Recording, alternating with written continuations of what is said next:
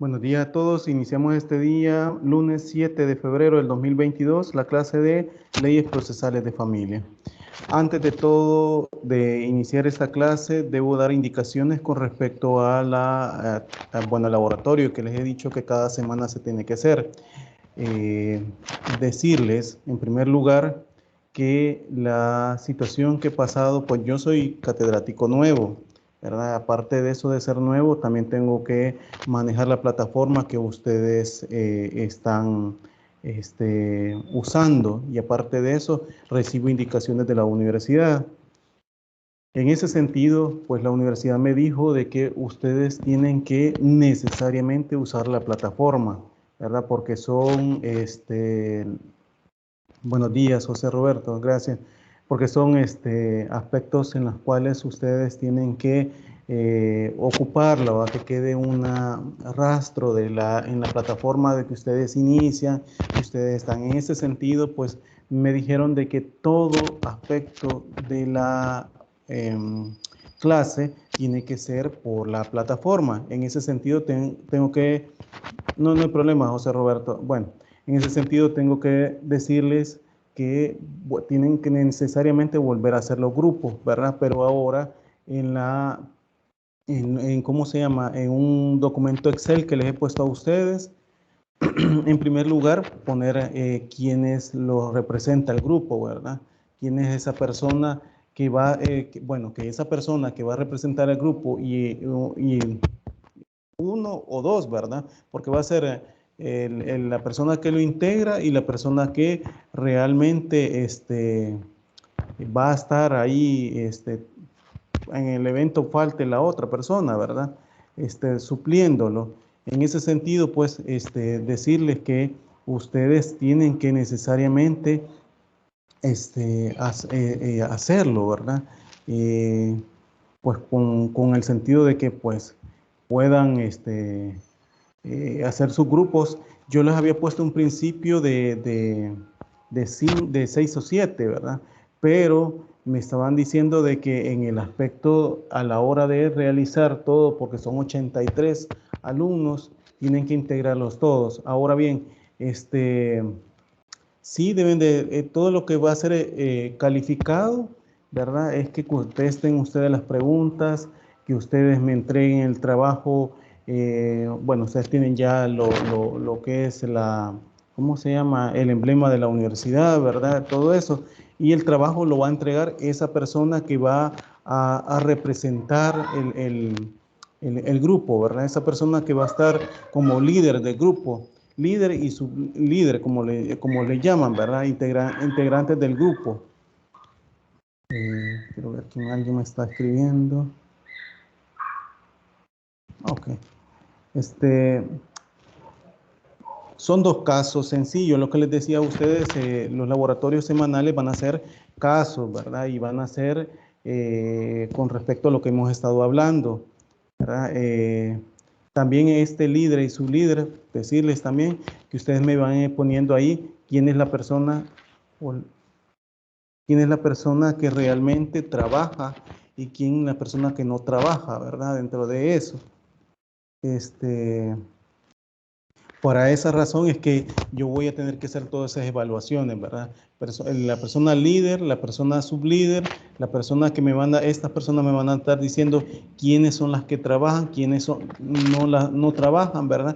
Y ahí me lo van a ir consignando. Esto es con el fin de que yo pueda calificarlos a ustedes de la mejor manera, ¿verdad? Que todos se integren al trabajo.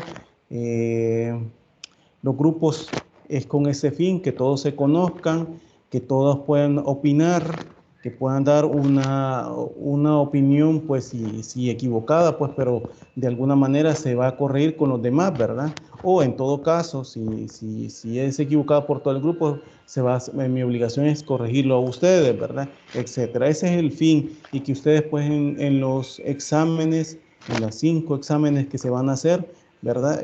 Ustedes puedan, pues, conocer todo lo que es en familia, ¿verdad? Y sobre todo lo que estamos hablando hoy por hoy en esta primera unidad de los principios, ¿verdad? Y los sujetos procesales que estamos mencionando. Entonces, bueno, que voy a desarrollar, mejor dicho, en esta clase.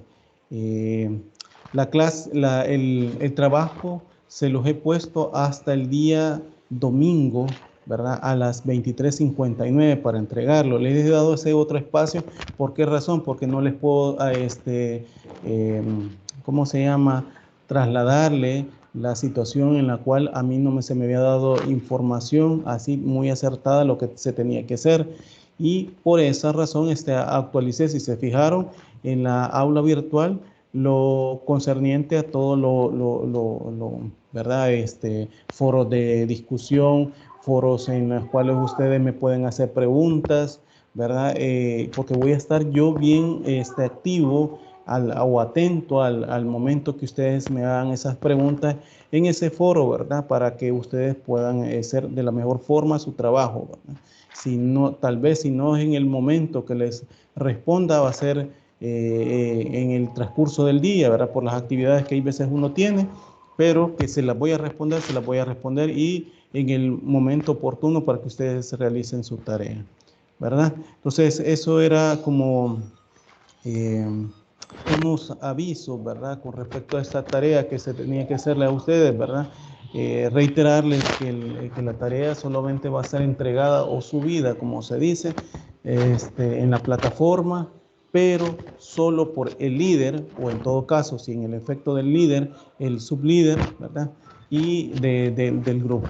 Eso nada más, porque por eso es que yo les pido a ustedes que integren los grupos, que me los hagan ahí en Excel, porque ustedes van a colocarlos. Otra cuestión, la clase anterior ustedes me decían que yo lo hiciera, pero la universidad me dice que no.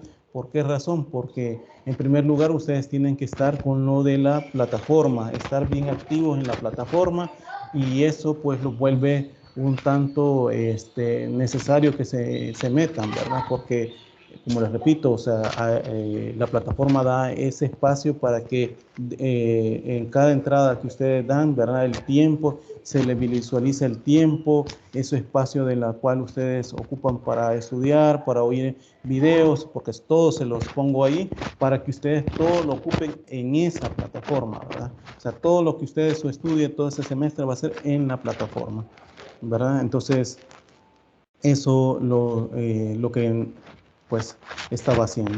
Sí, dígame, Susana Alvarado.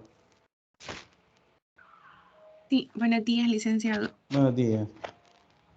Con respecto al correo que usted envió el día de ayer, estaba revisando que habla sobre grupos de entre 10 a 11 alumnos.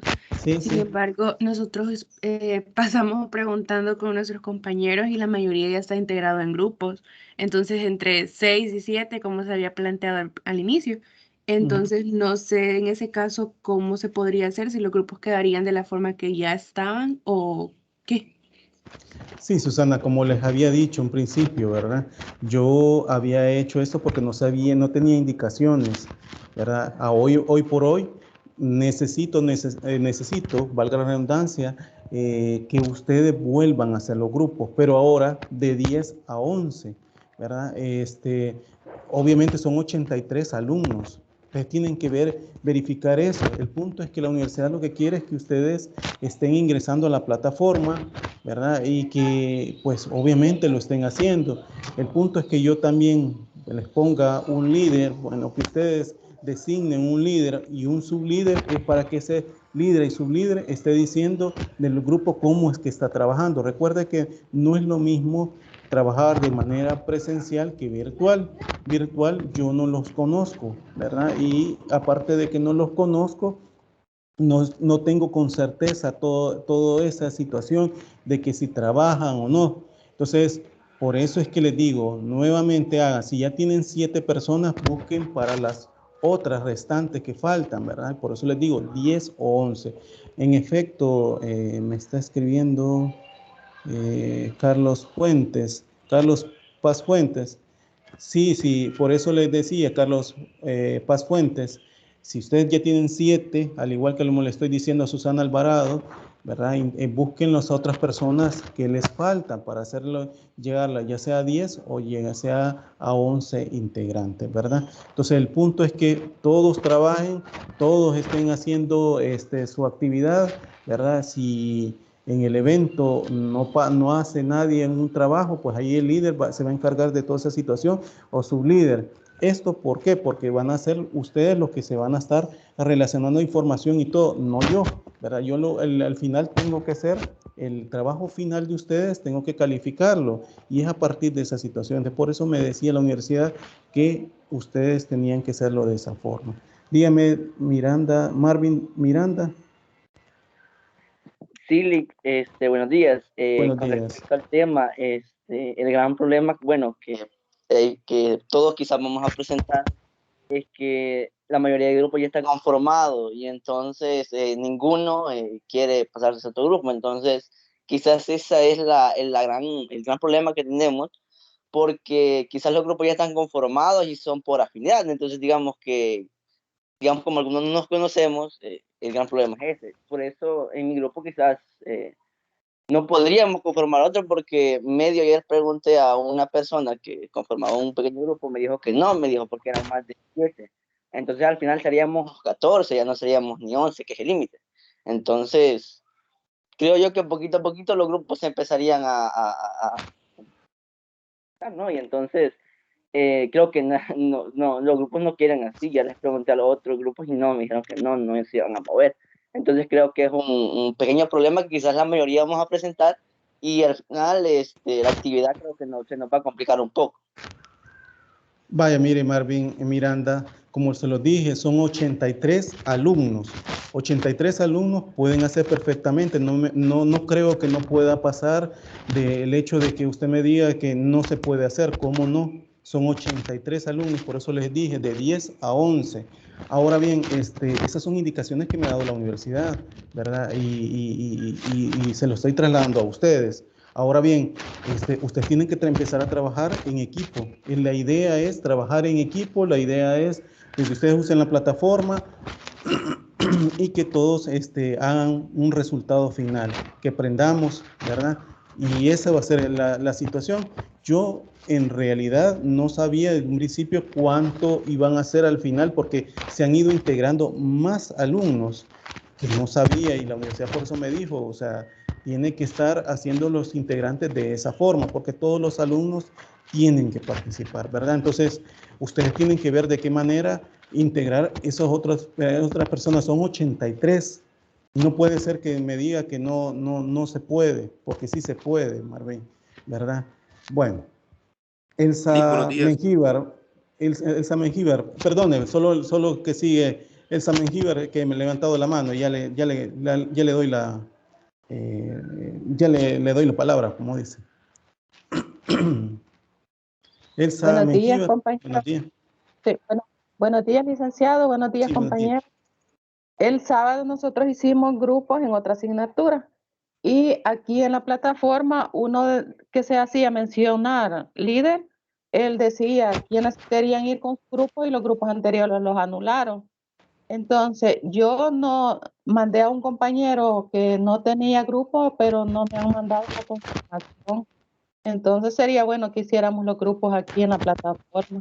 Gracias, licenciado. Sí. La idea es, como les repito, o sea, como me lo dijo en la universidad, es que todos estén participando. Nadie puede decir que no, porque todos van a ser integrantes de un grupo, y a la vez ese hecho de que ustedes trabajen, ustedes se conocen, aunque yo el espacio que yo tengo con ustedes para dialogar digamos, de cámara hacia ustedes, es esto de las clases, ¿verdad? No así, de ahí solamente escritura en un momento dado que usted me pregunte, pero así en grupo no, ¿verdad? Entonces, por esa razón es que les estoy dando esas indicaciones y le he dado este espacio de aquí hasta el domingo para que ustedes hagan ese trabajo, ¿verdad?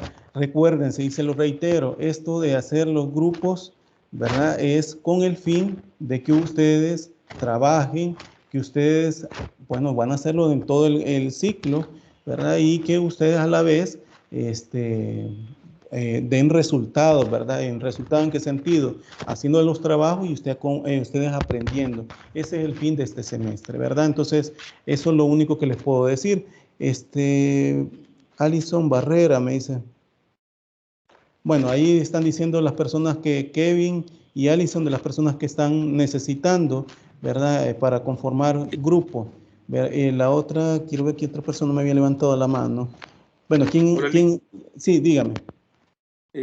Yo tengo una opinión con respecto a los grupos grandes, que cuesta el control de todos los compañeros, porque entre más grande es el grupo, por diferentes razones, gente que trabaja, algunos solo estudian, algunos no se conectan, entonces entre más grande es el grupo, más cuesta controlar la función de todos dentro del grupo.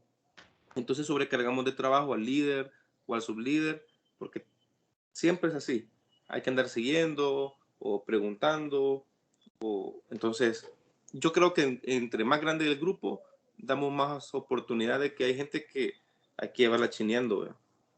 Solamente.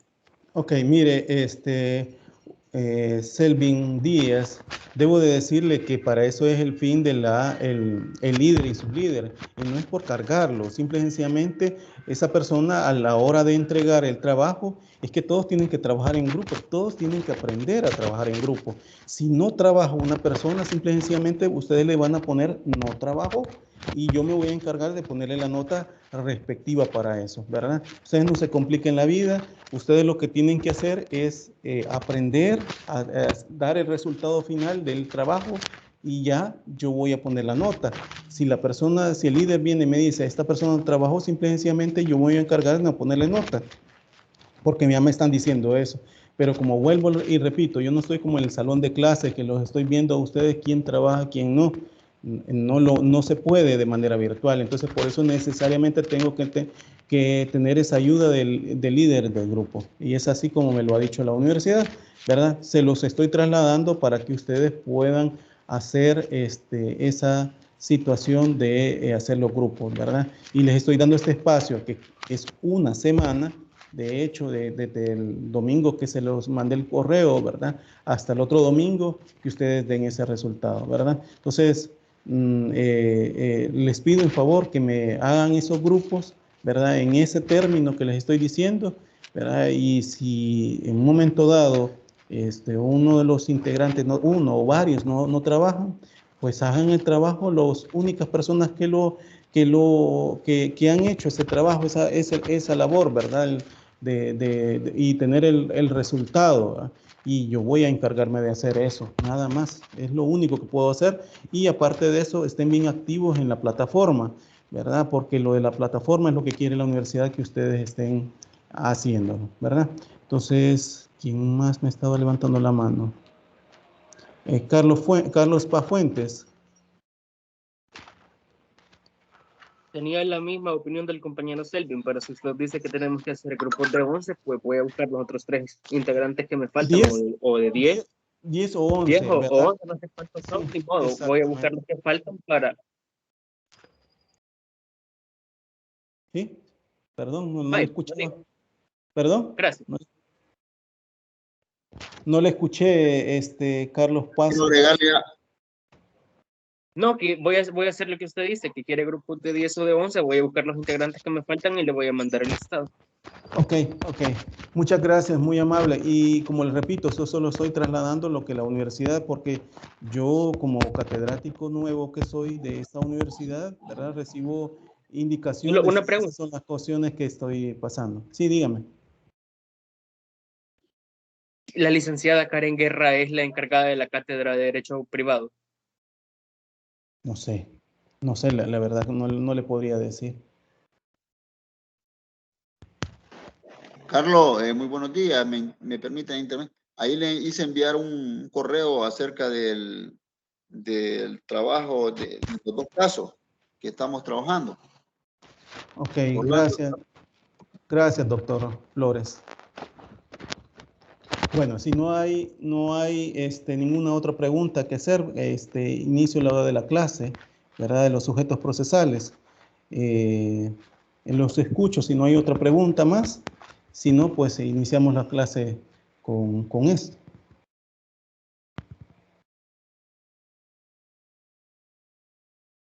Los escucho.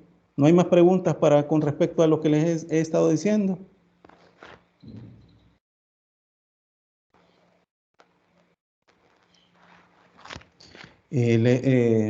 Por favor, ¿alguien me puede decir si hay más preguntas para esto? No, licenciado, puede proceder con la clase. Ok, gracias, muy amable. Bueno, en la última clase habíamos hablado sobre los principios procesales y sobre eso habíamos culminado. Habíamos hablado con respecto al principio de congruencia, ¿verdad? Doble instancia, bueno, el principio de inmediación, y sobre esa misma razón van a venir el principio dispositivo también, y sobre esa misma situación iba a venir en sí el laboratorio, ¿verdad? Si ustedes se fijaron en los dos casos prácticos, ¿verdad? Sobre los cuales se están haciendo, pues el laboratorio como viene, pues es encaminado en eso de los principios. Si no hay preguntas sobre el laboratorio de lo que he hecho y sobre los principios procesales, ¿verdad? Que es lo atinente a la última clase que hablamos, pues doy por agotado ese tema de los principios y prosigo con los sujetos procesales. Sí, no hay pregunta de los sujetos procesales, del tema me refiero. ¿No hay pregunta sobre el tema de sujetos de principios procesales? Me pueden responder aunque sea uno, si no hay pregunta de los principios procesales. No hay pregunta, licenciado. No, no hay pregunta. Ok, gracias. Bueno, si logran ver la diapositiva de lo que tendría lo atinente a los sujetos procesales, ¿verdad? Entiendo que la logran ver, ¿verdad?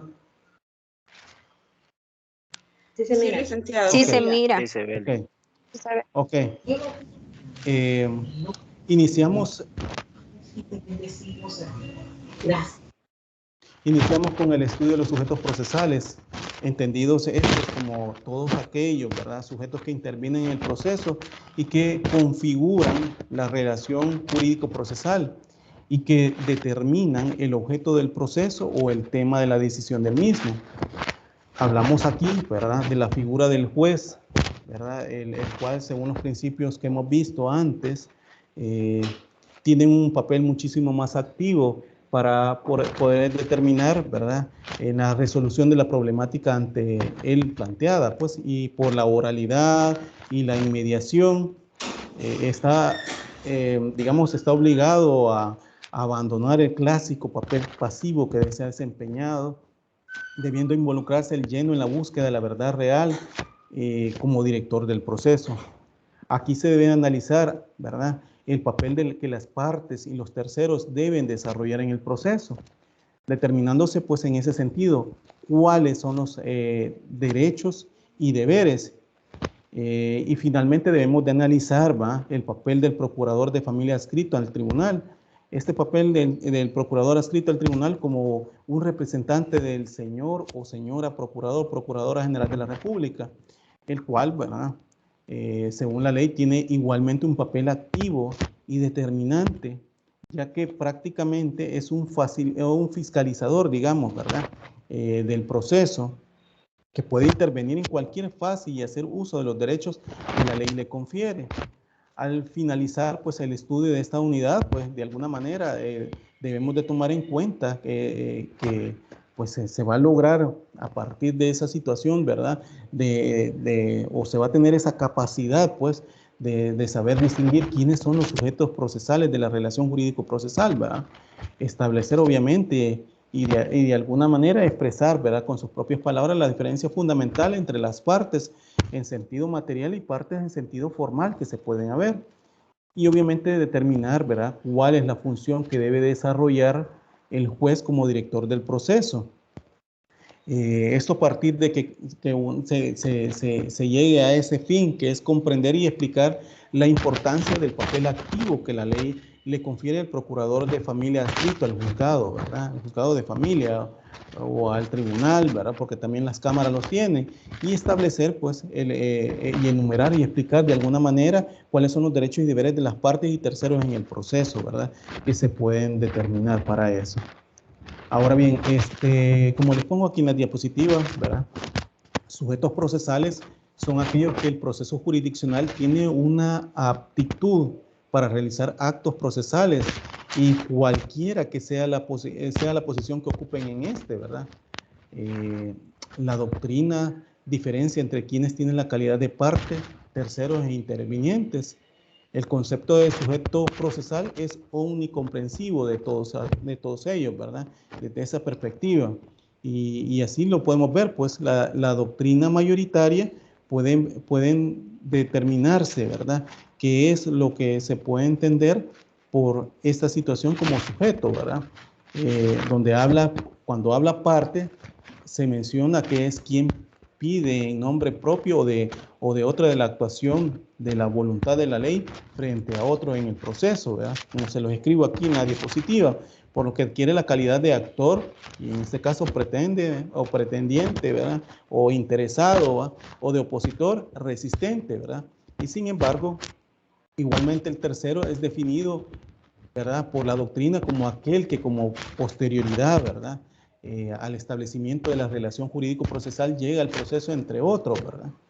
Adquiriendo en algunos eventos la calidad de parte y en otros la de mero interviniente. Pero al definir al interviniente se dice que es aquel, ¿verdad? Que por voluntad propia o forzada llega al proceso con capacidad para realizar, ¿verdad? O actos procesales de parte, con lo que la confusión torne de alguna manera en esos conceptos, ¿verdad? Pero debemos decir que es necesario determinar con claridad y también con sencillez, ¿verdad? La connotación de cada uno de esos términos y delimitar teóricamente sus alcances para concluir, ¿verdad? Que son aspectos en una misma institución, como por ejemplo los sujetos procesales, y que su tratamiento diferenciado, ¿va? Solo se justifica por didáctica, aunque al final, como siempre, la confusión sea manifiesta, ¿verdad? Ahora bien, esta situación del concepto de parte, ¿verdad? Según la doctrina, es quien pide en nombre propio, como se lo pongo ahí, ¿verdad? En la diapositiva, ¿verdad? O en nombre propio, quien pide en nombre propio o en nombre de otro la actuación de la voluntad de la ley frente a otro. Obviamente, ¿verdad? Por medio del proceso, con lo que digamos que tal concepto se debe mirar solo en el inferior del proceso, que se habla entonces de parte demandante y parte demandada. Ahora bien, esto significa que solo serán partes, ¿verdad? De alguna manera, partes aquellos entre los cuales se establece, ¿verdad?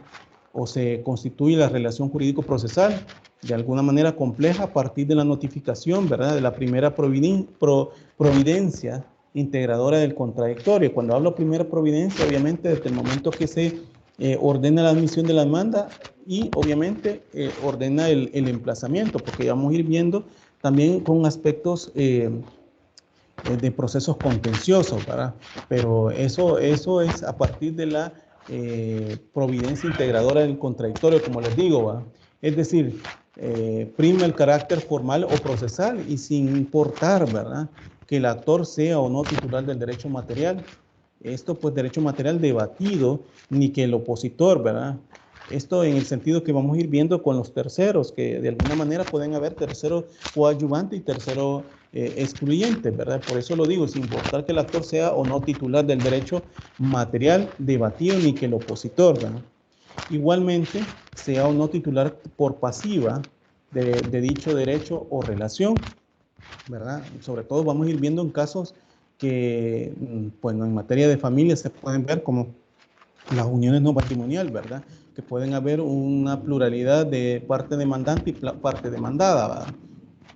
Que pueden haber, incluso puede haber tercero coadyuvante o tercero excluyente, dependiendo de la situación, el interés que pueda tener el tercero, ¿verdad? Sobre integrar, porque sobre todo en situaciones de unión no matrimonial parte el hecho de el régimen patrimonial que pueden tener, ¿verdad? Lo importante es que se persigue la decisión judicial de fondo estimatoria o desestimatoria de la pretensión invocada, o de otro lado, pues, la ejecución forzada del derecho, digamos, cierto e insatisfecho, arguido, como puede pasar, ¿verdad? Sin embargo, desde el punto de vista material, el concepto de parte hace referencia, digamos, a aquellos que reclaman y debaten como suya, siendo de esos efectivamente los titulares la relación de alguna manera, pues, jurídico-sustancial que puede haber. Pero a su vez la doctrina distingue entre lo que puede denominarse sujetos de litigio y sujetos del proceso, que algunos prefieren llamar sujetos procesales en vez de partes, ¿verdad? Porque de alguna manera pues se ve lo más técnico, ¿verdad? Que sujetos del proceso son aquellos incluso pues y hacen ver, ¿verdad? Que hacen que el proceso, ¿verdad? Y sujetos litigiosos son aquellos que reclaman la tutela judicial en uno u otro sentido, ¿verdad? Entonces eso parte lo semántico, creo yo, y parte la misma situación, cómo se debe entender en estos temas, ¿va? O apelando a una vieja definición, ¿verdad? De sujetos litigiosos que de alguna manera también han dicho que son quienes padecen del proceso, el entendido que solamente ellos podrían ser, ¿va? No es raro, incluso, pues, también encontrar en algunas que identifican el sujeto de litigio con la parte en sentido material y el sujeto procesal con la parte en sentido formal. Y todo a su vez, ¿verdad? Dependiendo de la oposición que ocupan en el proceso. Si es una posición pasiva, será sujetos litigiosos, y si es una posición activa, serán sujetos procesales. De alguna manera lo han entendido de esa forma, pues lo anterior incluso pues significa desde esa concepción que los sujetos litigiosos son juzgados y los sujetos procesales ayudan a juzgar y a realizar actos procesales. Pero, ¿quiénes son los sujetos procesales? ¿Verdad? Y partiendo de esa situación podemos estar haciéndolo la pregunta siempre de quiénes son esos sujetos procesales para determinarlos, ¿verdad? Por eso es que les pongo la interrogante para establecerlo, y ahí son sujetos procesales todos los que intervienen en el proceso, todos los que hacen el proceso o diligencia, ¿verdad? Entre esos pueden haber, ¿verdad? El juez, el actor o parte interesada, el opositor de esa parte actora, el tercero, cuando les dije que cuando existe o puede existir un tercero, sea tercero excluyente o tercero coadyuvantes, ¿verdad? El Ministerio Público, cuando hablo del Ministerio Público, puede ser la Fiscalía General de la República para casos, ya vamos a ir viendo como nulidad de matrimonio, ¿verdad? Que pueden hacerlo, la Procuraduría General de la República, ¿verdad? Y también todo aquel que por Ministerio de Ley puede intervenir en un proceso y que todos hacen el proceso, ¿verdad? De alguna manera, ¿va? Para podernos integrar, porque obviamente todos realizan actos procesales, porque hay que recordar que el proceso no es más que una secuencia o una serie coordinada, digamos, un tanto ordenada y proyectiva de los actos procesales en relación a la relación jurídica procesal compleja que puede haber, ¿verdad? Para esa situación. Permítanme que acá en mensajes de ustedes, no, ¿verdad?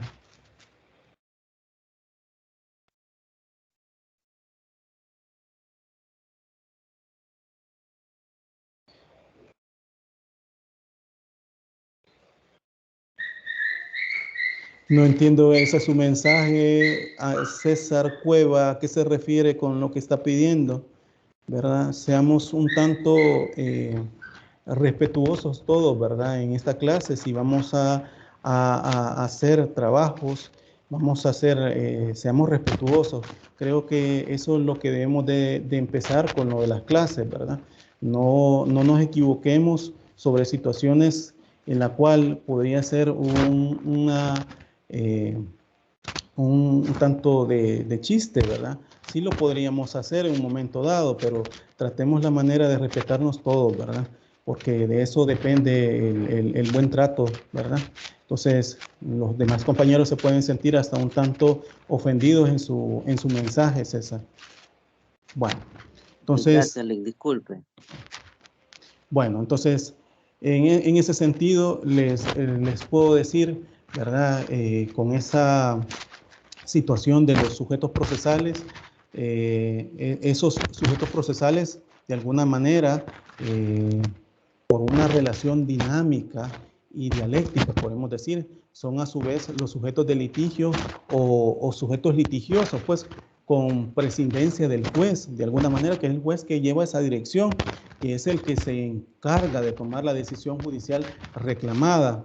Sin embargo, ¿verdad?, solo los que son juzgadores o sujetos del juicio son los verdaderos sujetos litigiosos, ¿verdad?, con lo que la parte en sentido procesal puede entenderse como aquella que el proceso, ¿verdad?, reclama tutela judicial o actuación de la ley en su propio interés y nunca en el interés de otro, y siendo irrelevante que tengan o no el derecho material o sustancial invocando al momento de lanzar la pretensión o que el proceso se actúe para ayudar a otro a la obtención de su pretensión o simplemente, ¿verdad?, o simplemente que se proteja sus derechos reclamando por otro para sí, ¿verdad?, en ese sentido. Entonces, en algunas oportunidades el hablar de litigio, esa relación litigiosa o sujetos litigiosos implica de alguna manera que exista titularidad de la relación sustancial, ¿verdad?, pero solo por fuera del proceso, porque en el proceso no es necesario ser titular de dicha relación, toda vez que el proceso pueda darse entre personas que no tienen ninguna relación del tipo sustancial o material, por cuanto para ejercer el derecho de acción no se necesita estar legitimado en la causa ni tener interés para obrar, ¿verdad? Cuando digo esto, me refiero a aspectos que más adelante vamos a ir viendo y sobre todo pues a terceros coadyuvantes o terceros excluyentes. Se los adelanto para que me puedan ir comprendiendo en el aspecto esto, ¿verdad? En conceptos. Cuando hablo de tercero coadyuvante, ¿verdad?, es una persona externa que no puede ser ni parte demandante ni parte demandada, pero que el interés de la causa de esta persona puede alinearse ya sea la parte actora o parte demandada, ¿verdad?, para que se establezca. El tercero excluyente puede haber en situaciones como, por ejemplo, un interés que no sea alinearse a una de las partes, tanto parte demandante o parte demandada, sino que tenga un interés legítimo.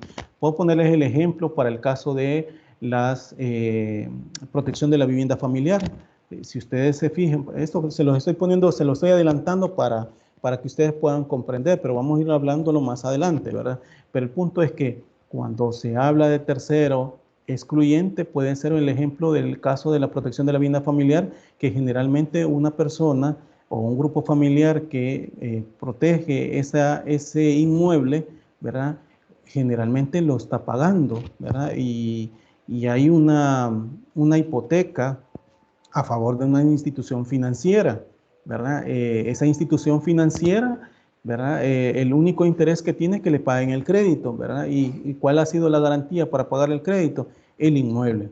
Entonces, generalmente cuando pasan estas situaciones de protección a la vivienda familiar, que puede ser contencioso o puede ser diligencia, dependiendo de la situación. Cuando hablamos que pueden ser diligencias que obviamente piden ambos cónyuges que se haga, ya sea por medio del notario, ¿verdad?, o en todo caso, si no se quieren apersonar ante el notario, ante el juez, lo pueden seguir por diligencias de jurisdicción voluntaria, ¿verdad? O en todo caso, si hay contención entre ambos cónyuges, promover la acción y que uno se demanda al otro. Entonces, aquí puede haber el banco o cualquier institución financiera que tenga esa hipoteca a su favor, puede integrar ese proceso como tercero excluyente. O sea, el interés no es que no es que le importa integrar para que se dé la protección de la vivienda familiar o en todo caso para que cese esa protección de la vivienda familiar del parte del banco, ¿verdad? El interés en todo caso puede ser, ¿verdad?, la garantía, el pago de su crédito, ¿verdad? Un interés legítimo y que de alguna manera pueden verse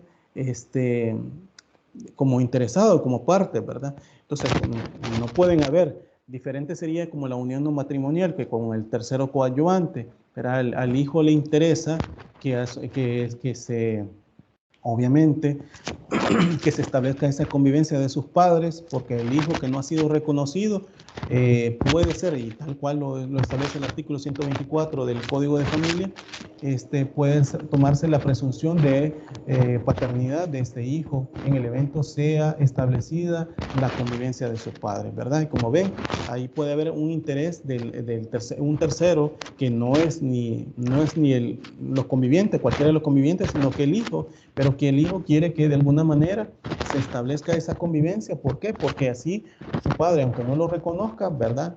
Por ministerio de ley, se establece que es hijo, ese hijo nació dentro de esa convivencia y que es hijo del padre, ¿verdad? O del conviviente que se estableció ahí. ¿Se entienden los ejemplos que estoy dando para, ya sea como tercero coadyuvante o tercero excluyente? Esto para que ustedes me vayan agarrando el hilo de ese interés cuando voy hablando de estos sujetos procesales. ¿Se logran comprender lo de los ejemplos que les he puesto? Sí, Luis. Ok, entonces, a partir de esta situación,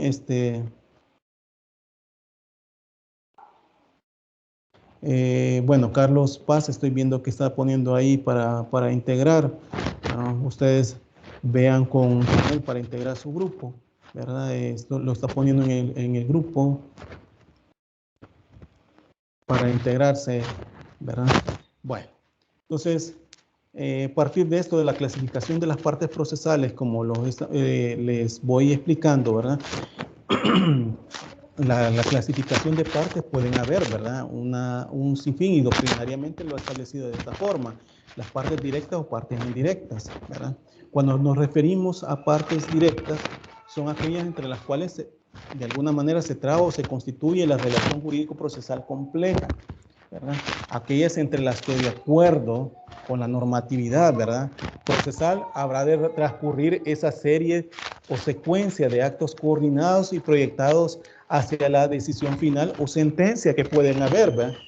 De alguna manera digamos, es estricto sentido, pues las partes directas no serán sino, digamos, el actor, el opositor, ¿verdad? Cuando digo actor, es el demandante o de alguna manera parte interesada, pues, y el opositor, el demandado o parte que tiene que integrar ese proceso, ¿verdad? Ahora bien, en el caso de las partes indirectas, debemos de decir, ¿verdad?, en sentido amplio, serían los demás intervinientes en el proceso. En sentido estricto, solo serán aquellos que ocupen el lugar de las partes. Perdonen que esto pasa permitan.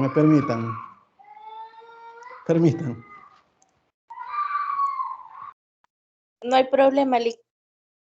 Permítame que esto suceda. No se preocupe, Lick.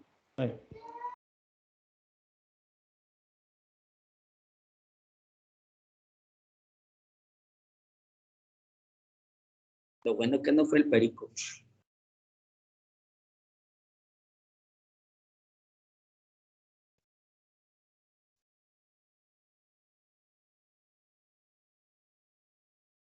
Perdonen que ya ven que con niños uno tiene que ser de estas cosas. Las disculpas del caso. No se preocupe, licenciado. No se preocupe. Muchas gracias. Me decía Dalila Claros. Sí, buenos días, aprovechando este espacio, ¿verdad? No, solamente para quedar claro acerca de quiénes son los sujetos procesales, entiendo que la parte procesal entonces sería tanto el demandante como el demandado, pero me llama la atención, el derecho de la acción le compete como a la persona como a la actora, ¿verdad? O a quien sufre el vulnerado el derecho. Solamente si le podía ampliar un poquitito la parte material y la parte formal, que me quedó como duda. Ok. Solo decirle, ¿verdad?, cuando hablo de esta relación sujeto-procesal, ¿verdad?, esa intención, toda parte que tenga un interés, una pretensión, ¿verdad?, la acción de entablar ante los tribunales, en este caso de familia, ¿verdad?, sería la parte interesada de plantearla, o sería la parte, digamos, actora. Por ejemplo, yo me quiero divorciar de mi esposa, ¿verdad? yo entablo la acción porque ambos no hemos llegado a acuerdo para hacerlo por medio de divorcio por mutuo consentimiento. Entonces, entablo la acción. Mi interés es que se extinga esa relación, digamos, matrimonial que hay entre ella conmigo, ¿verdad? Entonces, esa relación, obviamente, yo la tengo que demandar a ella. Entonces, el interés principal es el mío, ¿verdad? Cuando empezaba a hablar también en caso de uniones no matrimoniales y cuando les empezaba a decir también de los terceros coadyuvantes o terceros excluyentes, ¿verdad? Que pueden haber otro interés de las partes, ¿verdad? No así de la pretensión, ¿verdad? Pero sí que puedan tener ya sea un interés por alinearse a una u otra parte, por el caso del tercero coadyuvante o el tercero excluyente, que puede ser, ¿verdad? Un interés legítimo, pero tampoco para alinearse a una de las partes. El punto acá es que se debe determinar, ¿verdad? ¿Cuándo es que debo entender yo como parte procesal, verdad? Y como aquí se los he puesto a ustedes, ¿verdad? Parte que debo entender como parte procesal es quien pide en nombre propio, en nombre de otro, la actuación de la voluntad de la ley frente a otro, obviamente por medio del proceso, como se los he puesto aquí en la diapositiva, ¿verdad? En ese sentido es parte, ¿verdad?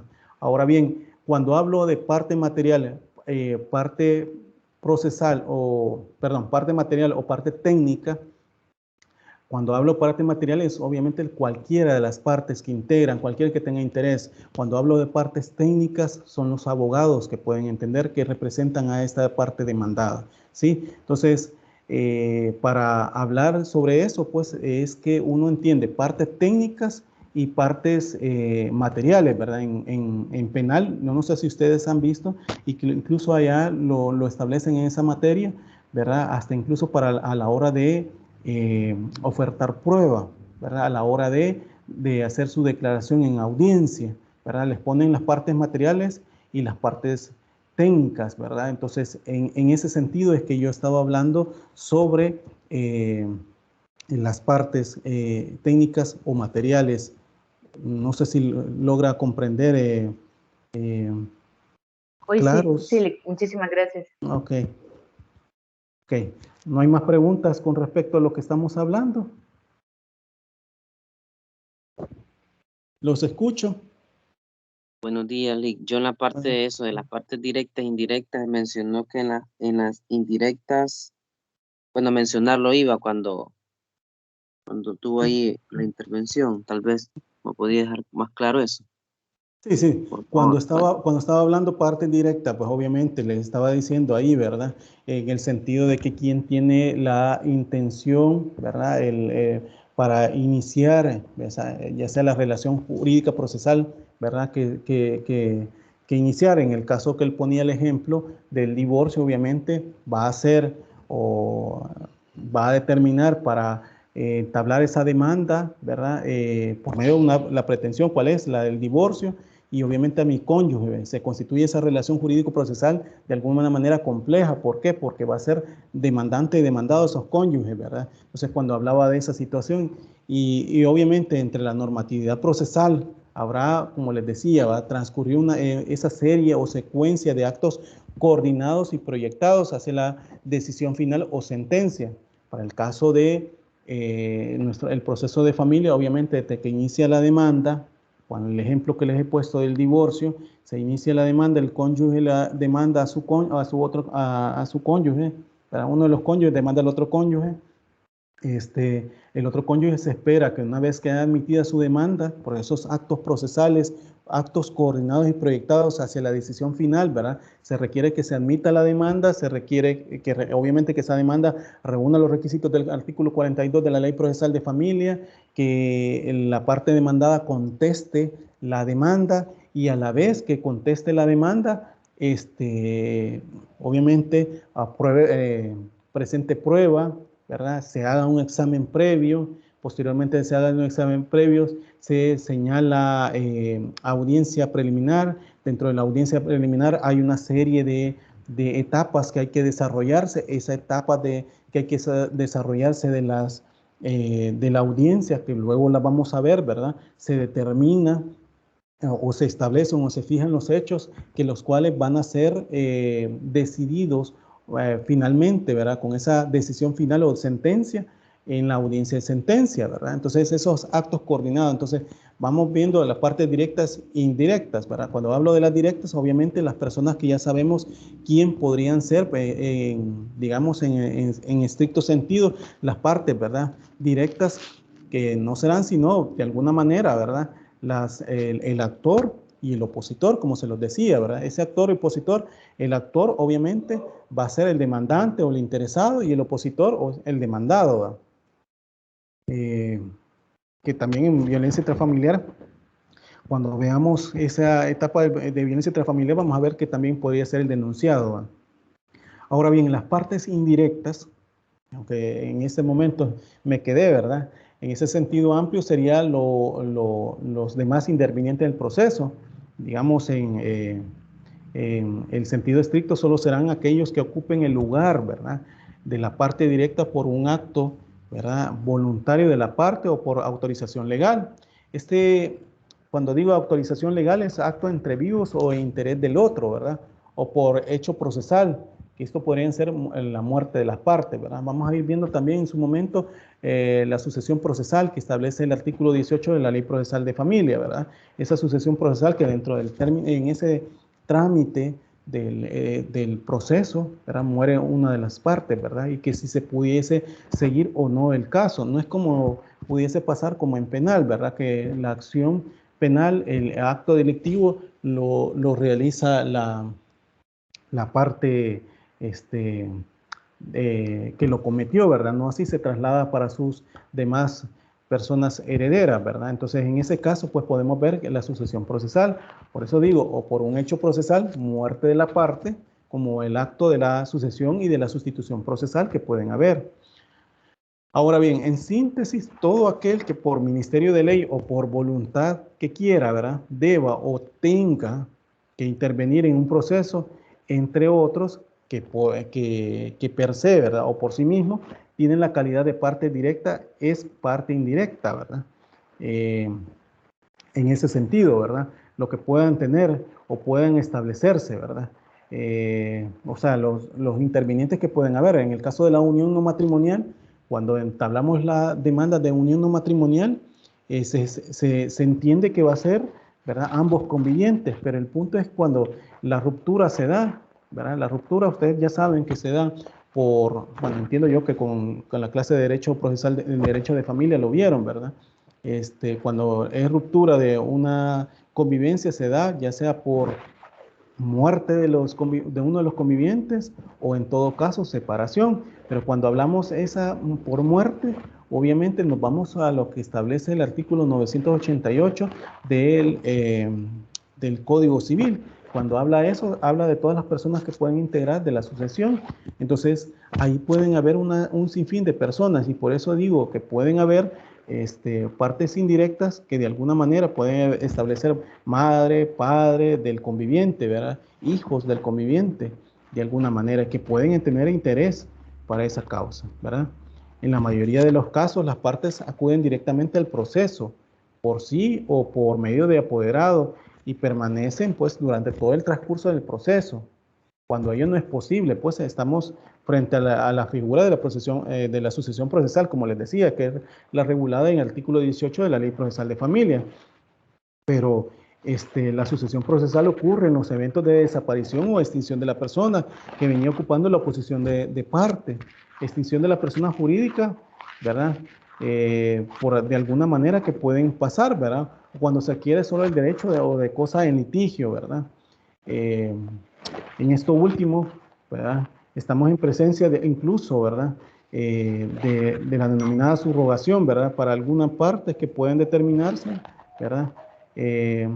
Lo cual ocupa el lugar de otro, pues, en la relación procesal y debiendo denominarse mejor sustitución procesal, aunque el subrogado, o sea, no sé si ustedes han visto de alguna manera esta figura de la subrogación en obligaciones, ¿verdad? Que quien se subroga de las obligaciones que pueden haber, ¿verdad? Entonces es lo mismo de la sucesión procesal, porque adquiere la causa en la cual, ¿verdad? Donde se estableció, donde lo adquirió, ¿verdad? Entonces, porque obviamente el momento lo estuvo estableciendo la parte que falleciera, ¿verdad? Entonces, es ahí donde vemos esa situación, ¿verdad? Que pueden haber. Por eso la subrogación, como les digo, ¿verdad? Aunque el subrogado y subrogatorio son exactamente la misma parte para efectos del proceso, ¿va? Y pudiendo pues continuar actuando el subrogante o el subrogado a excepción de este, pero nunca los dos al tiempo, pues, aunque cuando es posible, de acuerdo con las normas sobre intervención litisconsorcial, ¿verdad? Que en los casos de subrogación, este se convierte en un tercero o en litisconsorcio facultativo. Pero esto de los litisconsorcios lo vamos a ir viendo más adelante, ¿verdad? A partir de lo que establece la Ley Procesal de Familia, ¿verdad? En los artículos 14 y 15 de la Ley Procesal de Familia, cuando hable de esa situación, ¿verdad?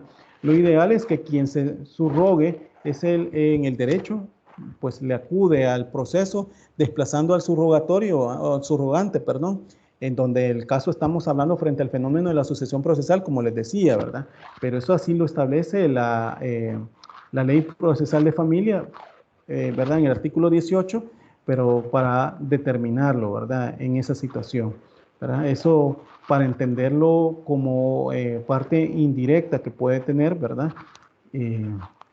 Ahora bien, la parte singular y parte plural que les pongo acá en la diapositiva para establecerlo, singular o parte plural para esta, ¿verdad? Como sujeto, ¿verdad? La parte singular, cuando está constituida solo por una persona natural o jurídica, ya que se trate de actor o opositor, ¿verdad? Aunque nosotros, en materia de familia, no se establece obviamente persona jurídica, ¿verdad? Porque no se pudiesen establecer para esa situación en una situación, porque son derechos sociales, ¿verdad? Lo que se conoce, tal vez en materia civil sí se pudiese ser, ¿verdad? Pero en familia no, pero sí se entiende doctrinariamente por parte singular cuando está constituida solo por una persona natural o jurídica, dice ahí, ¿va? Que se incluso pues ellos como doctrinarios pues establecen que se trata de actor u opositor, ¿verdad? Ya sea activo o pasiva que pueden hacer, ¿verdad? Pero en el caso de parte plural, cuando está constituido por dos o más personas, ya sean naturales o jurídicas, para en el caso de nosotros, adaptándolo de alguna manera, esto doctrinario que se establece a partir de partes, ¿verdad?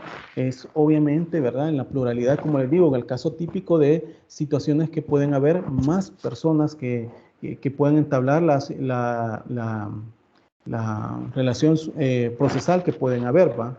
Que pueden, obviamente, que se puede hablar, ¿verdad? De parte plural por activa, ¿verdad? Cuando son varios los actores o demandantes, ¿verdad? Y que pueden haber partes plural o pasiva cuando son varios los demandados u opositores, ¿verdad? Que pueden haber en situaciones de esa índole, ¿verdad?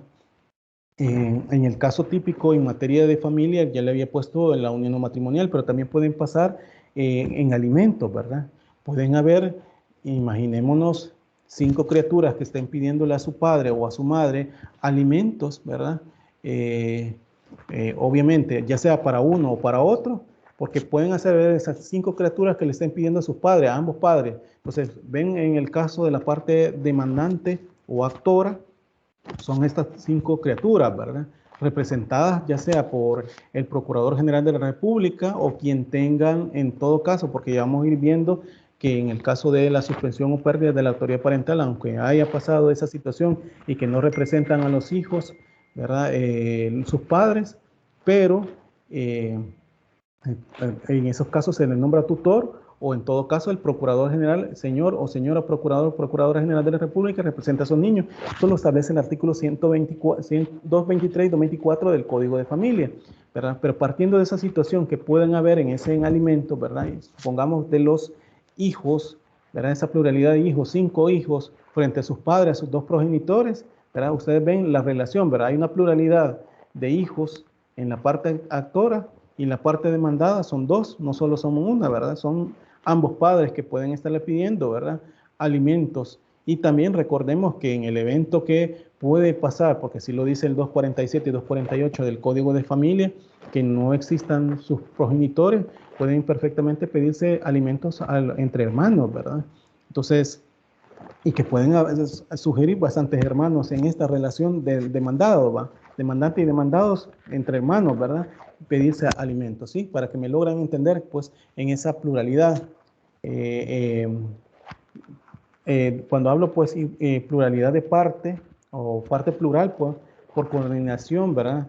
Haciendo referencia a los litisconsorcios, ¿verdad? De parte plural por subordinación, ¿verdad? Y eso, pues, haciéndose referencia a los, de alguna manera, para determinarse, ¿verdad? Que cuál es lo que se puede determinar por esa relación procesal que puede determinarse para con ella. Ahora bien, cuando hablo de partes originarias o principales y partes secundarias, accesorias o subordinadas, ¿verdad?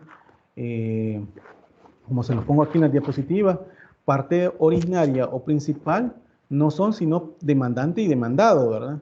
Cuando hablamos de parte originaria o principal, hay que decir que el concepto de parte supone necesariamente una demanda. Sin demanda no se puede hablar de partes. Y la demanda, obviamente, inicial es la que nos indica en principio quiénes son las partes, ¿verdad? Es decir, nos establece esa dualidad de parte. La demanda, pues, obviamente, nos dice quién es el demandante y al dirigirse frente al otro, pues, contra quién se pretende, ¿verdad? Nos indica quién es el demandado y aquellos que entre quienes se constituye, ¿verdad? La relación jurídico-procesal compleja, ¿verdad? Ya les he dicho que esa relación jurídico-procesal compleja, obviamente, es la que se entabla, ¿verdad? Contencioso, un proceso contencioso entre las partes, y es de quienes se predica el ser parte original o principal, ¿verdad? O sea, quién es el principal o originario que la inició, ¿verdad? En ese sentido. Ahora bien, partes secundarias, accesorias o subordinadas, perdón, podemos decir que son todos aquellos que son que con posterioridad a la constitución de la relación jurídico-procesal intervienen en el proceso, pudiendo pues diferenciarse entre intervinientes, terceros, tercerías y coadyuvantes, ¿verdad? Eso lo vamos a ir viendo, ¿verdad? Pero sí se puede determinarse esos intervinientes, cómo pueden hacerlo. Pues ya les di yo ejemplos para el caso de tercero coadyuvante o tercero excluyente, ¿verdad? Creo que ustedes ya en su momento en las procesales civiles pudieron ver en este sentido lo que estoy hablando también de las tercerías, ¿verdad? Debo decir que son partes entre los que se constituye esa relación jurídico-procesal, ¿verdad?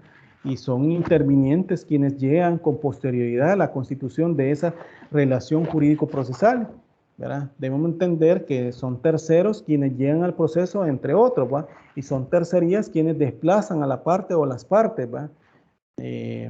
De alguna manera son coadyuvantes quienes colaboran a la parte, como se los había dicho en su momento, ¿verdad? Porque ya se ponen, ¿verdad? A una de las partes o a otra, ¿verdad? Entonces, en ese sentido, para determinarlos como partes que integran, ¿verdad? Originarias o principales, partes secundarias, accesorias o subordinadas, ¿verdad? Entonces, acá también podemos ver que las partes necesarias y partes voluntarias, ¿verdad? Cuando hablo de partes necesarias, son aquellas sin las cuales, ¿verdad? No es posible dictar sentencia, ¿verdad? Si no están todos los que son o no son todos los que se están, ¿verdad? La sentencia que se dicte es violatoria del debido proceso, es decir, no respetó el ejercicio del derecho de defensa y puede ser contradictoria. ¿Por qué? Porque le puede perjudicar a esta persona. Y por eso se exige la perfecta integración del contradictorio, bien por activa o pasiva. Esto les estoy hablando de los litisconsorcios que se habla de la Ley Procesal de Familia del 14 en adelante, ¿verdad? Es el típico caso de pluralidad de parte necesaria, ¿verdad? Y eso es lo de los litisconsorcios necesarios, ¿verdad? Litisconsorcios voluntarios, partes voluntarias, son aquellas que si quieren, ¿verdad? O pueden estar en el proceso, o que por economía procesal les conviene estar en el proceso. Pueden haber, bueno, cuando pueden y no quieren estar, se pueden dictar sentencias perfectamente sin la presencia de ellos. ¿Por qué? Porque solo se requiere la presencia de las partes necesarias, no de las voluntarias, ¿verdad? cuando incluso pues cuando deban estar en el proceso y no están. Algunos sostienen que se convierten en parte necesaria y que al no estar no pueden dictar sentencia. No se le pueden dar términos de proceso en forma legal, ¿verdad? Sin que esto sea violatorio del debido proceso. Eso lo han establecido algunos, ¿verdad? Esto no es de todo cierto, porque si citados no comparecen, o sea, citados me refiero, porque recordemos que incluso en el caso de los emplazamientos, el emplazamiento, recordemos que es la cita o llamamiento que hace el juez para que las partes lleguen a integrar el proceso, contesten la demanda, se determinen sobre ello, ¿verdad? Esa cita, ese llamamiento que se puede dar es que tienen que llegar, pues el juez cumple con no le vulnera el derecho de defensa en el momento que le llama y le hace el conocimiento de la demanda, ¿verdad? Es por eso que digo, ¿verdad? Esto no es de todo cierto en el sentido de que si citados no comparecen las partes, pues el proceso puede terminar válidamente sin la presencia y correrán con la consecuencia de no ejercer su derecho una vez citados, ¿verdad? Eso puede pasar, ¿verdad? En el caso que las partes no integren, ¿va?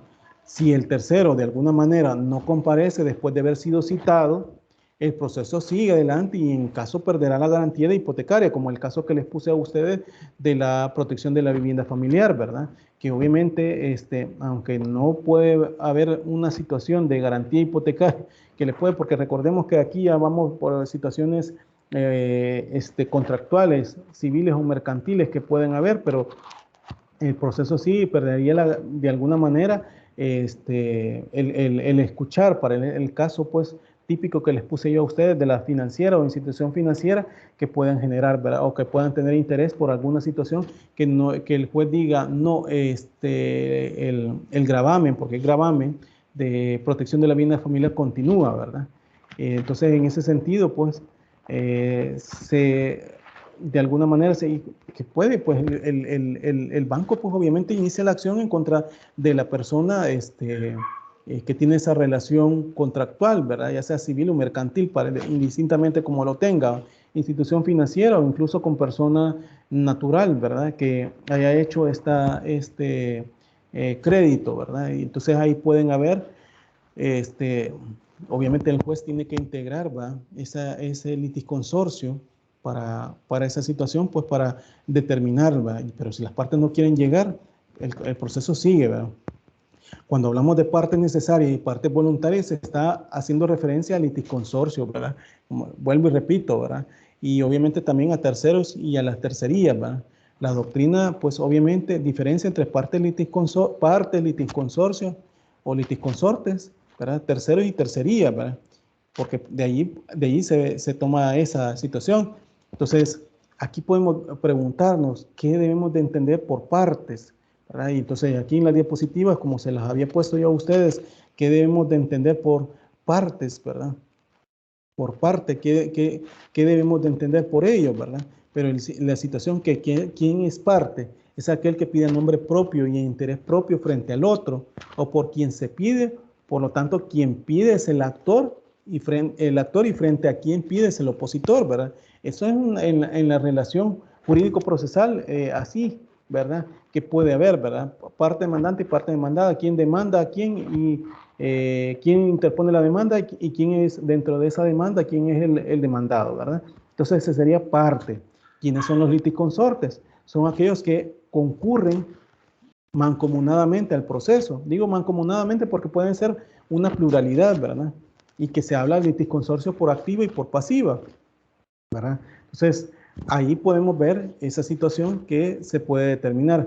Cuando hablamos de litisconsorcio activa o litisconsorcio por activa, es una parte plural por activa, cuando varios forman parte, la parte demandante, ¿verdad? Sí, es el típico que les he puesto yo en el caso de, ¿cómo que se llama? Que pueden hacer, ¿verdad? En alimentos, ¿verdad? Eso pueden ser como la criatura, 5 criaturas le estén pidiendo a su padre, se pueden ser litisconsorcio activo.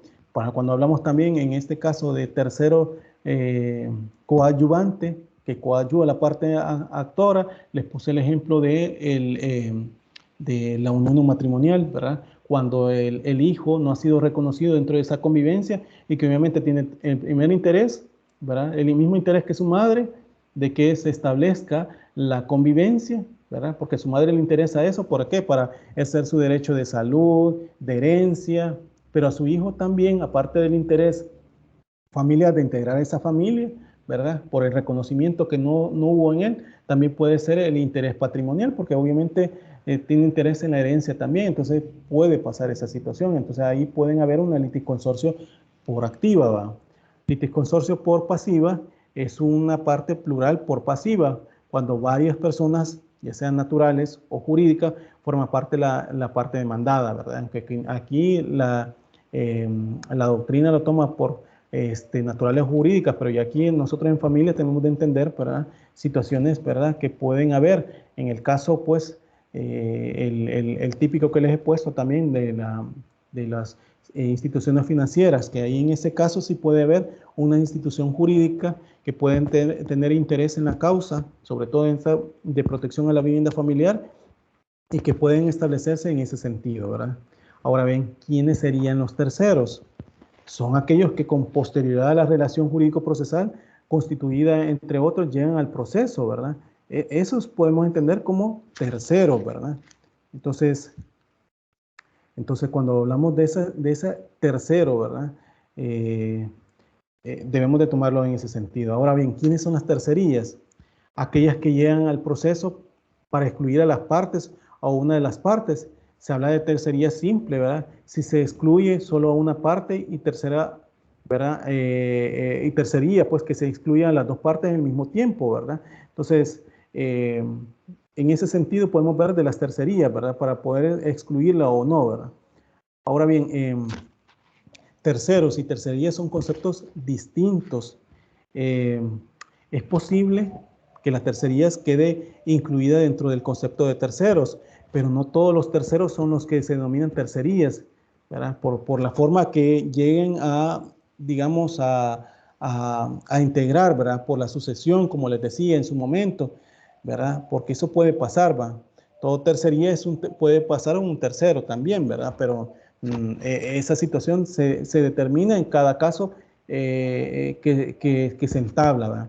En otras palabras, pues los terceros llegan al proceso con posterioridad a la constitución o a establecimiento, pues, de la relación jurídico-procesal que pueden haber, bien porque por voluntad propia quiere colaborarse al demandante o al demandado, y estos son los terceros. En ocasiones por voluntad de la ley deben aparecer, ¿verdad?, como demandante o demandado. Eso así deben de ser, pues, y son litisconsortes, pero como llegan con posterioridad son terceros, ¿verdad? Solo que ya se convierten en litisconsortes, con los mismos derechos y facultades de las partes y que estén del lado de una parte u otra o necesariamente con la parte, ¿verdad? Cuando se deben de determinar en esa situación, ¿verdad? Ahora bien, la tercería es cuando trabaja la relación jurídico-procesal compleja entre actor y opositor. Otro pretende, ¿verdad?, frente a las partes originales, convirtiéndose a su vez en actor, y aquellos entre los que se trabó la relación procesal original pasan a ocupar el rol de demandado, ¿verdad? Pueden pasar también en situaciones que pueden tener interés, ¿verdad? Sobre todo también, entiendo yo que ustedes pudieron ver, ¿verdad?, en el caso de la figura esta, volviendo al ejemplo de la protección de la vivienda familiar, la figura del uso de la vivienda familiar como medida cautelar, y también bien de familia, que son tres figuras totalmente diferentes, pero sin embargo pueden haber una situación, un gravamen dentro de ellas. Cuando hablamos de protección de la vivienda familiar, obviamente para el grupo familiar, y lo establece el artículo 46 del Código de Familia. Cuando hablamos del uso de la vivienda familiar, y con esto de las reformas que se hicieron al Código de Familia, con el 111, 216 del Código de Familia, ¿verdad?, que tiene una consonancia con el 813 y siguientes del Código Civil, que es el uso y derecho de habitación del bien, ¿verdad? O el uso del bien de los cónyuges, ¿verdad? Entonces, también pueden haber en esa situación, ¿verdad? Y en el caso de bien de familia, que hay una ley bastante obsoleta desde 1939, si no me equivoco. Esa ley trae unas cantidades bien exiguas para determinarse como gravamen de la, ¿cómo que se llama? Del bien de familia. Entonces, esa situación pueden haber, ¿verdad? Porque en el caso, siempre en bien de familia, siempre ponen como gravamen la edad de los hijos, ¿verdad? En esa ley, ¿verdad? Y les digo, con una cantidad bien exigua o en cantidades bien mínimas, ¿verdad? Para protección, ¿verdad? Porque esa era la figura que se establecía en su momento antes de la entrada en vigencia del Código de Familia, ¿verdad? Y obviamente determinada, ¿verdad? En ese sentido, pero que pueden llegar a ese supuesto, volviendo al ejemplo de los terceros,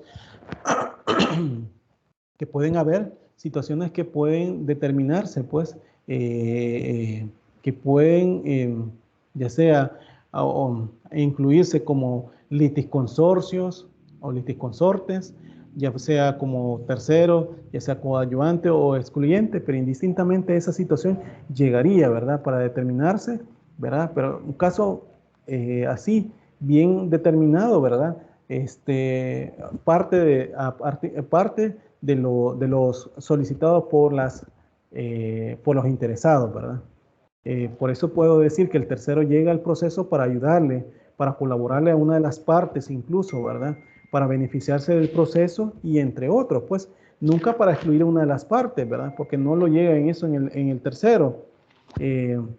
Ahí viene la diferencia entre tercería y el concepto de tercero, pues tercero y tercería se convierte en parte una vez llegan al proceso. Parte voluntaria si quiere llegar, parte necesaria si tiene que estar, ¿verdad? Entonces esa es la diferencia que hay. La voluntaria si quiere llegar, ¿verdad? Y la necesaria si tiene que estar, ¿verdad? ¿Para qué? Para determinarse, para establecerse una decisión final, ¿verdad?, por parte de ella. Ahora bien, cuando hablo de partes permanentes y partes transitorias, las partes permanentes son aquellas que están desde la constitución de la relación jurídico-procesal compleja hasta la sentencia definitiva. Es decir, aquellos que actúan durante todo el transcurso del proceso, ¿verdad? Y partes transitorias son aquellas que el proceso actúan solo con posterioridad a la iniciación formal, ¿verdad?, del proceso o solo para algunos tramos o trayectos del mismo, ¿verdad? Es así como podemos ver, ¿verdad?, desde un punto de vista simple. Las partes transitorias no son más que los terceros que pueden ser terceros coadyuvantes, ¿verdad?, aquellos que ayudan a una de las partes, como se los he dicho, y terceros incidentistas o excluyentes, aquellos que llegan al proceso nomás para un aspecto esencial o fundamental para ellos y accesorios al proceso, ¿verdad? Principales, ¿verdad? Pero una vez decidido su asunto o terminado el incidente, pues salen del proceso. Los intervinientes a título de litisconsorcios facultativos o necesarios en la medida que sean voluntarios u obligatorios, una vez llegan al proceso, entre otros, ¿verdad?, se quedan hasta la sentencia. ¿Por qué? Porque luego de su transitoriedad, ¿verdad?, no esté toda clara, ¿verdad?, y adquieren por expresa disposición legal el carácter y la facultad de parte, ¿verdad? Entonces no lo podemos dejar que terminen antes, sino que tienen que llegar hasta el final de esa, ¿verdad? Ahora bien, debo de decir que en el caso de una dualidad de partes, el concepto de parte exige a su vez identificar el concepto de dualidad de partes. Esto es, digamos que el actor siempre deberá tener un opositor y a su vez el opositor tendrá un legítimo contradictor, que es el actor. Eso en puridad, ¿verdad?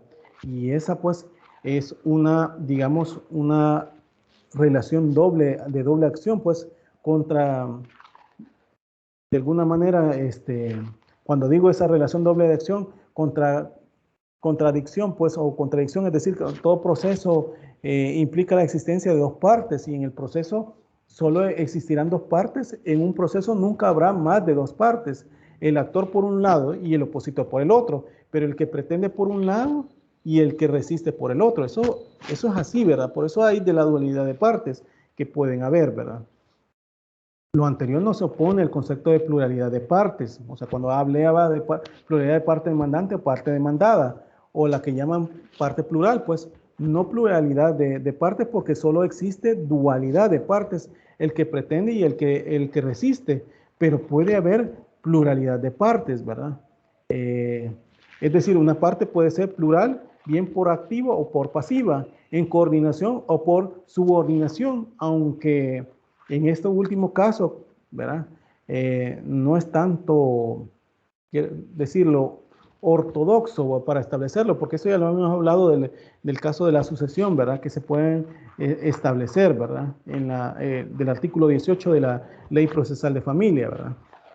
Ahora bien, determinación de las partes. Las partes deben de ser determinadas o al menos determinables. No se permiten lo que se reconoce como indeterminación de las partes, aunque en principio solo la parte actora debe estar suficientemente determinada, ¿verdad? Y así, pues, de alguna manera, pues, podemos establecerlo, ¿verdad? En esa relación. ¿Por qué? Porque la parte actora, vamos a ir viendo también en su momento, por ejemplo, en el caso de las uniones no matrimoniales, el típico, ¿verdad? Entonces, si el conviviente nunca le conoció madre, padre, hijos y demás familia, ¿verdad? Entonces solamente se integra él, ¿verdad? La parte conviviente, él o ella que lo solicita, ¿verdad? Y a la vez solicita, y esto lo establece el 126 de la Ley Procesal de Familia, que se demanda a todo aquel que pueda tener interés. ¿Cuál puede tener todo el que tenga interés? Los que les he establecido en el artículo 988 del Código Civil, que el Código Civil establece que ahí puede ser cualquier hijo, hija, padre, madre del conviviente o de la conviviente, ¿verdad? Que ha fallecido. Entonces ahí puede establecerse, podemos determinar la parte demandante, porque sí, la parte demandante da sus generales, su nombre y todo, y por medio de su apoderado, parte técnica, llega a promover el proceso, pero no puede determinar más demandados, porque el conviviente ya falleció, ¿verdad? Lo único que solicita el juez es que se determine, ¿verdad? O se establezca, o se declare judicialmente esa unión de convivencia, una declaratoria judicial de unión no matrimonial, esa convivencia entre ambos cónyuges, ¿verdad? Que se establece. Entonces, ahí podemos ver, ¿verdad? En ese ejemplo, que obviamente se establece la parte demandante, ¿verdad? Pero la parte demandada no, porque esos son los supuestos que pueden suceder, ¿verdad? Desde el punto de vista práctico, siempre se debe determinar la parte demandante, porque es posible que la parte demandada solo sea determinable con posterioridad, ¿va? Porque así como el caso que les dije con el de unión no matrimonial, obviamente, posteriormente cualquier interesado puede llegar, incluso puede llegar otra conviviente y diga, no, esta persona estuvo conmigo, ¿verdad?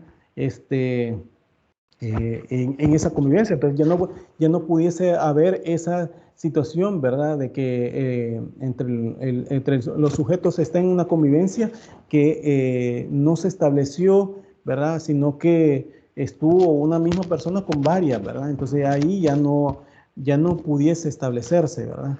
Pero eso obviamente cualquier interesado puede determinarse. En el caso que les estoy poniendo, ¿verdad? Que no solamente puede ser cualquier padre, madre o hijo o hija, ¿verdad? Del conviviente o el causante, ¿verdad?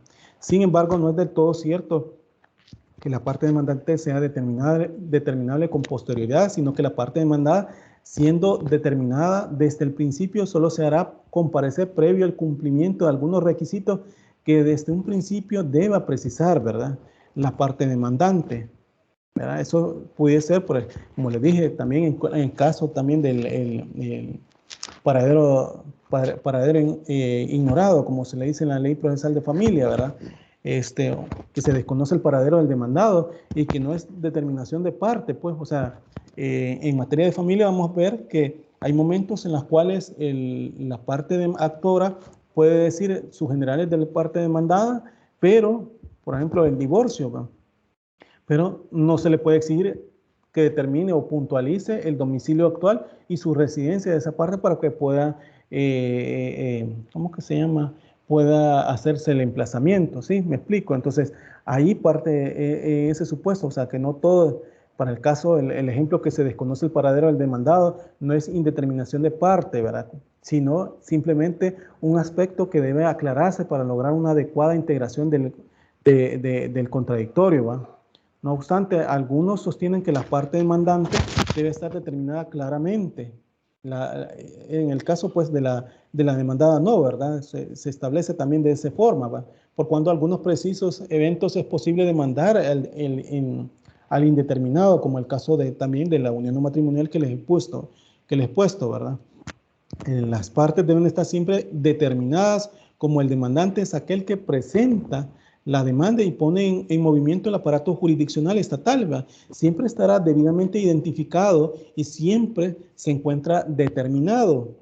Pensar que el demandado puede ser al menos determinable se presta para confusiones, y en la medida que el demandado será siempre determinado, solo en algunos eventos su comparecencia solo procederá previo al cumplimiento de algunos requisitos, y en el peor de los casos por una ficción legal, ¿verdad? A quien deberá comparecer por ellos, ¿verdad? Para determinarlo.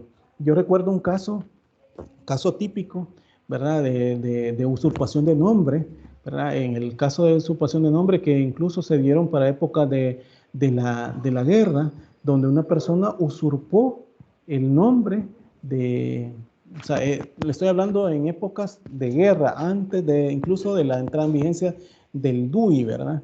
Y en épocas de los 80, finales de los 80 y principios de los 90, que se estableció esa situación. Unas personas se casaron, ocuparon la identidad de una persona. A esa persona le sacaron cédula de identidad personal en su momento y posteriormente se fueron para Estados Unidos. A la hora de emitir el DUI, ¿verdad? De la persona que digamos que era la propietaria de la identidad, se vino a dar cuenta de que esa persona le habían usurpado su partida de nacimiento, y con la cual habían sacado documentos de identificación y hasta pasaporte, ¿verdad? Entonces, ella no se había casado, tenía problemas de salud, y que eso pues le habían generado que dualidad, ¿verdad? Porque por una parte era cuestión penal, le decían que tenía que seguir la cuestión penal para después seguir familia, pues, pero lejos de esa situación, ¿verdad? En el tema que estamos tocando nosotros, pues, para determinar ser demandado, ¿verdad? En este caso no vamos a establecer lo que esta persona, deba de establecer, ¿verdad?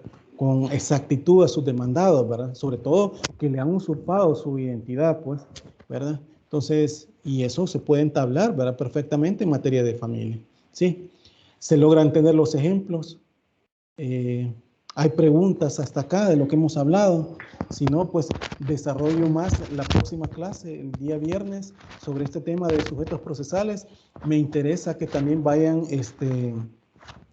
ustedes aprendiendo sobre esto, ¿verdad? Entonces, pero sí me gustaría que ustedes puedan perfectamente llegar, tener el conocimiento de lo que estoy hablando, ¿verdad? Para que no se pierdan en espacio, ¿verdad? No sé si hay preguntas hasta este momento. ¿Hay preguntas hasta este momento? Hola.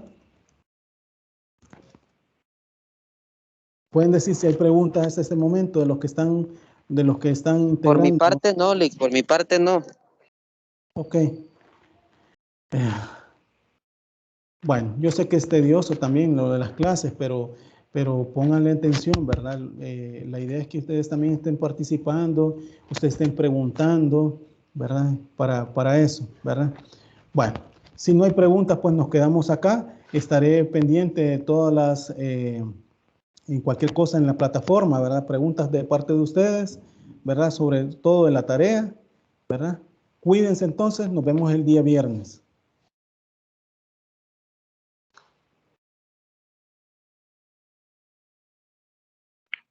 Gracias, Lick. Pase feliz día. Feliz día.